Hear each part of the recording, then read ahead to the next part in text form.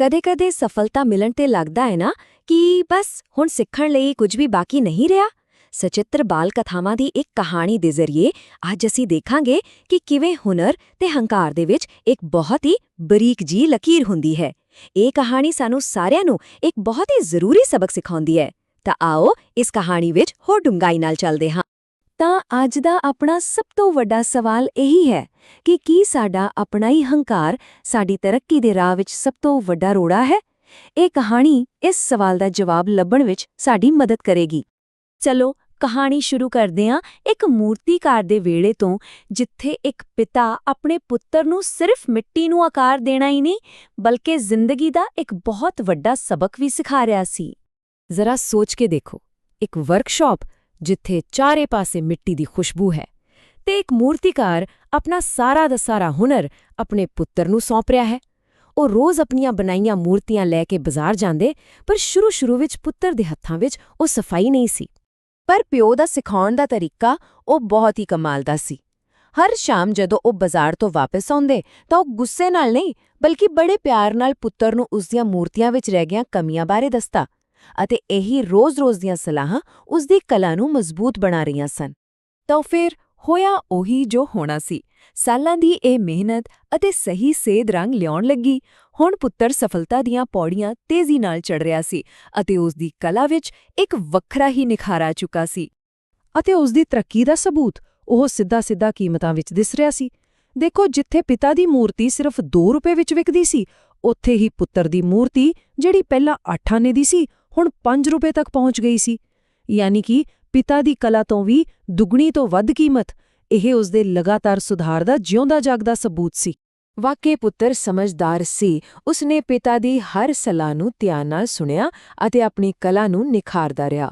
ਪਰ ਇਸ ਸਫਲਤਾ ਦੇ ਬਾਵਜੂਦ ਪਿਤਾ ਨੇ ਆਪਣਾ ਕੰਮ ਨਹੀਂ ਛੱਡਿਆ। ਉਹ ਹਲੇ ਵੀ ਉਸਦੀਆਂ ਮੂਰਤੀਆਂ ਵਿੱਚ ਕਮੀਆਂ ਲੱਭ ਕੇ ਉਸਨੂੰ ਹੋਰ ਬਿਹਤਰ ਬਣਾਉਣ ਦੇ ਰਾਹ ਦੱਸਦਾ ਰਹਿੰਦਾ ਸੀ। ਪਰ ਕਹਿੰਦੇ ਨੇ ਨਾ, ਜਦੋਂ ਸਫਲਤਾ ਸਿਰ ਤੇ ਚੜ੍ਹਦੀ ਹੈ ਤਾਂ ਹੰਕਾਰ ਦਾ ਜਾਲ ਵਿਛਣਾ ਸ਼ੁਰੂ ਹੋ ਜਾਂਦਾ ਹੈ। ਬਸ ਇੱਥੋਂ ਹੀ ਕਹਾਣੀ ਇੱਕ ਨਵਾਂ ਮੋੜ ਲੈਂਦੀ ਹੈ ਤੇ ਪੁੱਤਰ ਇਸ ਜਾਲ ਵਿੱਚ ਫਸਣਾ ਸ਼ੁਰੂ ਹੋ ਜਾਂਦਾ ਹੈ। ਖੈਰ, ਇੱਕ ਦਿਨ ਆਖਿਰਕਾਰ ਪੁੱਤਰ ਦਾ ਸਬਰ ਟੁੱਟ ਗਿਆ। ਸਫਲਤਾ ਦੇ ਨਸ਼ੇ ਵਿੱਚ ਪਿਤਾ ਦੀ ਸਲਾਹ ਉਸਨੂੰ ਹੁਣ ਚੁਭਣ ਲੱਗੀ। ਉਸਨੂੰ ਲੱਗਿਆ ਕਿ ਇਹ ਸਿਰਫ ਨੁਕਸ ਕੱਢ ਰਹੇ ਨੇ। ਉਹ ਉਸੇ ਸਿੱਖਣ ਦੀ ਪ੍ਰਕਿਰਿਆ ਤੋਂ ਚਿੜਨ ਲੱਗ ਪਿਆ ਜਿਸਨੇ ਉਸਨੂੰ ਇਸ ਮੁਕਾਮ ਤੇ ਪਹੁੰਚਾਇਆ ਸੀ। ਤਾਂ ਉਸਨੇ ਗੁੱਸੇ 'ਚ ਆ ਕੇ ਪਿਤਾ ਨੂੰ ਕਹਿ ਹੀ ਦਿੱਤਾ, ਤੁਸੀਂ ਹਮੇਸ਼ਾ ਮੇਰੇ ਕੰਮ 'ਚ ਨੁਕਸ ਕਿਉਂ ਕੱਢਦੇ ਰਹਿੰਦੇ ਹੋ? ਹੁਣ ਤਾਂ ਮੇਰੀ ਕਲਾ ਤੁਹਾਡੇ ਤੋਂ ਵੀ ਕਿਤੇ ਵਧੀਆ ਹੋ ਗਈ ਹੈ। ਇਹ ਉਹ ਪਲ ਸੀ ਜਦੋਂ ਹੰਕਾਰ ਉਸਦੀ ਤਰੱਕੀ ਦੇ ਰਾਹ ਵਿੱਚ ਇੱਕ ਕੰਧ ਬਣ ਕੇ ਖੜਾ ਹੋ ਗਿਆ। ਪਰ ਪਿਤਾ ਨੇ ਪੁੱਤਰ ਦੇ ਇਸ ਹੰਕਾਰ ਦਾ ਜਵਾਬ ਗੁੱਸੇ ਨਾਲ ਨਹੀਂ ਦਿੱਤਾ, ਬਲਕਿ ਇੱਕ ਬਹੁਤ ਹੀ ਡੂੰਘੇ ਸਬਕ ਨਾਲ ਦਿੱਤਾ। ਉਸਨੇ ਸੋਚਿਆ ਕਿ ਹੁਣ ਆਪਣੇ ਤਜਰਬੇ ਤੋਂ ਸਿਖਾਉਣ ਦਾ ਵੇਲਾ ਆ ਗਿਆ ਹੈ।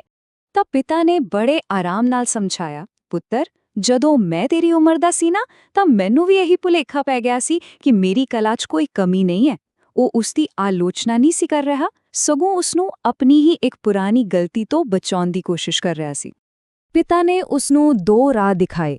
ਉਸਨੇ ਸਮਝਾਇਆ, ਦੇਖ, ਮੈਂ ਹੰਕਾਰ 'ਚ ਆ ਕੇ ਸਿੱਖਣਾ ਛੱਡ ਦਿੱਤਾ ਤੇ ਮੇਰੀ ਤਰੱਕੀ ਉੱਥੇ ਹੀ ਖੜੀ ਗਈ। ਮੇਰੀ ਮੂਰਤੀ ਅੱਜ ਵੀ 2 ਰੁਪਏ ਦੀ ਹੀ ਵਿਕਦੀ ਹੈ।